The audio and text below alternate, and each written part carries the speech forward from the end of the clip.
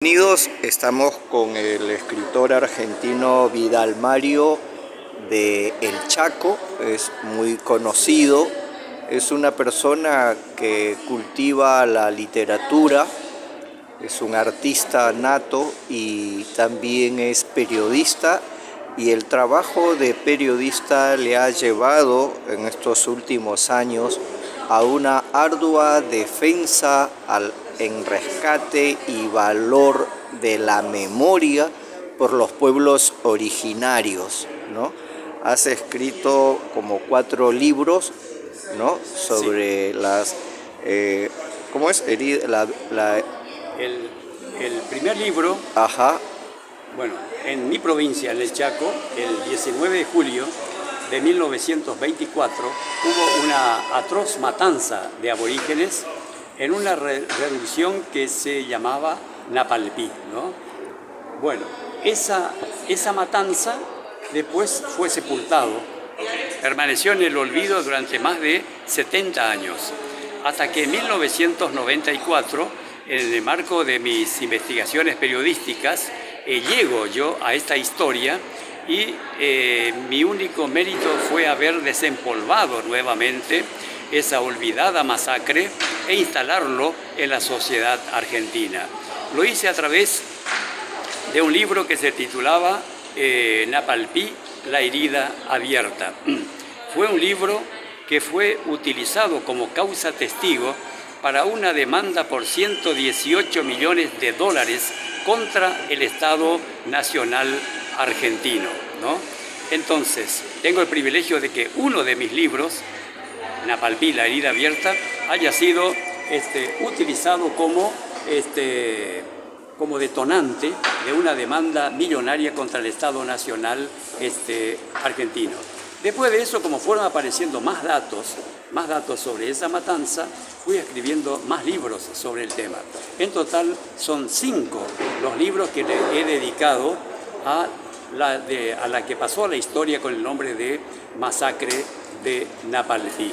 Y mis otros 21, 22 libros son sobre otros distintos temas históricos de nivel provincial, nacional y universal, ¿no? Pero de la masacre de Napalpí, que sí significa cementerio. Significa cementerio. Qué ironía, ¿no? Ironía de la vida. Que justamente era una revolución indígena que le pusieron el nombre de Napalpí, que significa cementerio.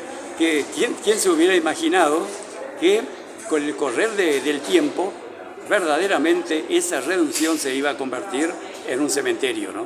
Dime, todas las masacres a los pueblos originarios en América Latina ha sido en nombre del progreso, para darle paso a los colonos. Claro. ¿Eso fue el detonante también en el caso de Napalpí?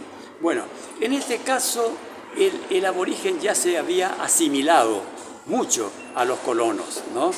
En realidad el detonante fue de tipo político.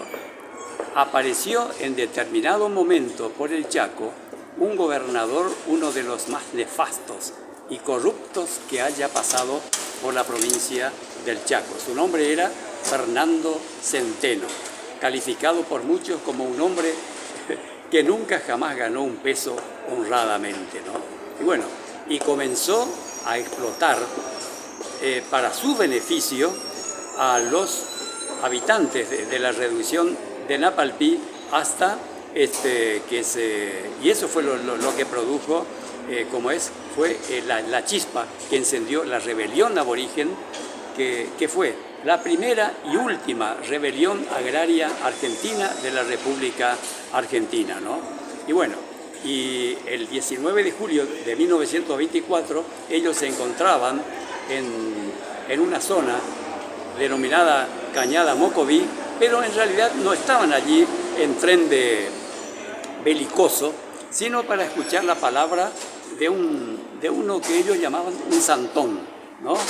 De una especie de pastor evangelista, vamos a llamarle, de ellos.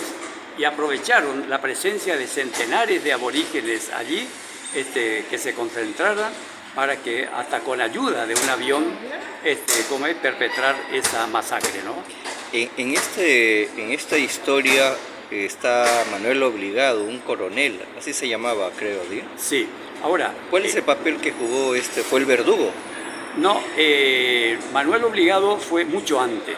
Manuel Obligado comenzó su actuación allí como 60 o 70 años antes. O sea, en 1870, el entonces presidente Sarmiento viaja a la provincia de Santa Fe, que tenía un regimiento cuyo jefe era Manuel Obligado, y lo designa comandante del Estado Mayor de las Fuerzas del Norte, ¿no? Bueno, él es el que comienza, se llamaba la conquista del desierto verde, que se trataba de quitarles las tierras a todos los aborígenes. O sea, la consigna eran dos: o se someten o mueren.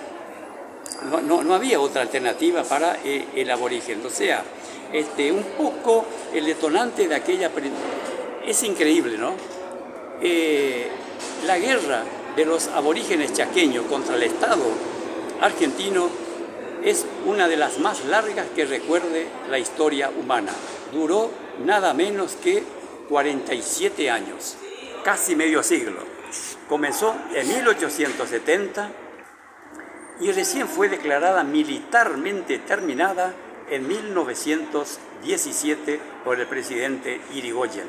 Es decir, que la guerra del Estado Nacional Argentino contra los aborígenes chaqueños, que eran principalmente tobas de las etnias Toba y Mocoví, duró casi medio siglo, ¿no? O sea que para los gobernantes argentinos los aborígenes nacionales no eran ciudadanos, ¿verdad? No eran argentinos, no eran ciudadanos. Hasta ahora el actual presidente, ha vuelto a revivir ese odio a las culturas originarias al expresarse en campaña muy feo sobre los collas, ¿verdad? Sí, yo la verdad que personalmente no he escuchado eso, pero los tiempos han cambiado.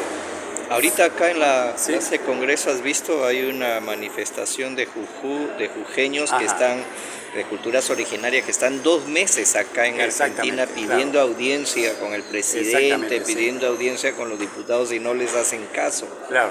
Ahora, es increíble, esa es una historia que nosotros la conocemos ya desde hace 70 años. En 1947, es más, durante la época de Perón, hubo otra masacre tan tremenda como la de Napalpí, pero en Formosa. Se llamaba la masacre de Rincón Bomba, ¿no? Donde fueron exterminados con ayuda de la Fuerza Aérea Argentina y de Gendarmería Nacional centenares de aborígenes Pilaga. Eso fue en Formosa. Acá, en la época de Perón, hubo una famosa concentración de aborígenes, ¿no? Acá, en la Plaza de Mayo, la mítica Plaza de Mayo de Buenos Aires. Eran aborígenes de Salta, aborígenes de Chaco, aborígenes de Formosa, aborígenes de Tucumán. Bueno, eran miles. ¿Sabés cómo se llamaba esa manifestación? El Malón de la Paz. Perón ni sus funcionarios nunca los recibieron. A lo sumo, lo que hicieron fue poner un tren a disposición de los mismos para regresarlos a sus hogares. O sea, esa clase de manifestaciones aborígenes acá,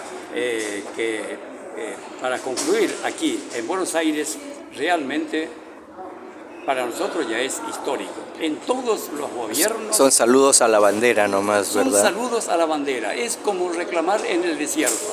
Mario, pero este estudio de Napalpí, herida abierta, te ha traído también problemas gratuitos, ¿no? Enemigos gratuitos en la búsqueda de la defensa y la verdad. En la búsqueda de la defensa. Lo que pasa es que la historia de Napalpí se ha tergiversado mucho. Bueno, a mí de hecho me han bajado. En una oportunidad yo estaba invitado a hablar en un panel virtual, ¿no? Porque era todavía la época de la pandemia, se hacía de forma virtual. Iba a hablar el ex juez Eugenio Zaffaroni, de aquí, de Buenos Aires, iba a hablar un juez de apellido Rafecas, iba a hablar Vidal Mario, bueno, juntaron movimientos de la izquierda, movimientos de la Casa de la Memoria del Chaco, juntaron la firma de 117 instituciones del país, 111 instituciones del país y 117 personas, y emitieron un documento pidiendo que se baje de ese panel al periodista y escritor Vidal Mario, porque decían que era un acto de provocación mi presencia en ese panel.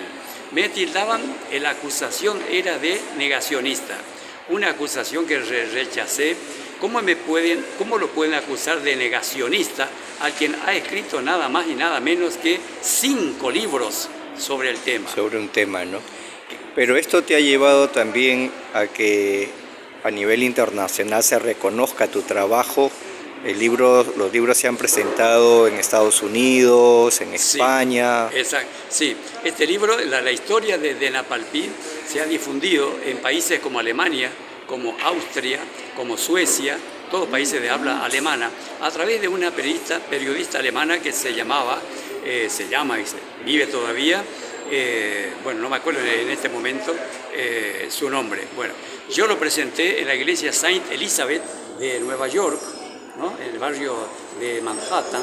Lo he presentado en Jaén, en España, y bueno, lo he presentado en muchas provincias argentinas, y también fue el libro que lo presenté en Saraguro, se llama una pequeña localidad de Ecuador, y también en una ciudad del Ecuador que se llama Loja. Son bonitas ciudades. Ah, sí, que fue donde el gobernador de la provincia de Zamora Chinchipe, de Ecuador, me distinguió con el poncho de la cultura, porque me habían invitado para el séptimo Festival de Juegos Ancestrales, se llamaba, ¿no? Juegos que los primitivos saraguros, porque los saraguros eran una etnia, jugaban, ¿no? Entonces reflotaban los juegos que jugaban sus antepasados, y yo tuve el privilegio de que me invitaran. Qué bueno. Para esos juegos, ¿no? Y en abril vas a estar en Trujillo, Perú, por tus 50 años como escritor. Exactamente. Te va a llevar todas las sangres, ¿verdad? Exactamente, me va a llevar. Yo soy miembro de una organización peruana que se llama Consejo Internacional Todas las Sangres, que preside la doctora Beatriz Moreno de Robeño, ¿no? Y bueno, ellos me han invitado, así que estaremos, pero antes, el 7 de febrero, voy a estar dando una charla en Cartagena de Indias. Ah, mira, qué bueno. En una fundación que se llama Gabo, Fundación Gabo, ¿no? Que es una fundación cuya misión es difundir todo lo relacionado al escritor Gabriel García Márquez, que vivió allí en Cartagena de Indias, trabajó en un diario de allí y escribió una de sus obras allí en Cartagena de Indias. Así que, así que esa es un poco mi vida de escritor. ¿Qué otro trabajo o cierras tu vida de escritor con los libros a Napalpí? ¿O tienes otra producción? Anteriores. No, dices, qué bien, las que van a venir. No, tengo justamente el próximo 28 de abril del 2024, cumplo 50 años con la literatura.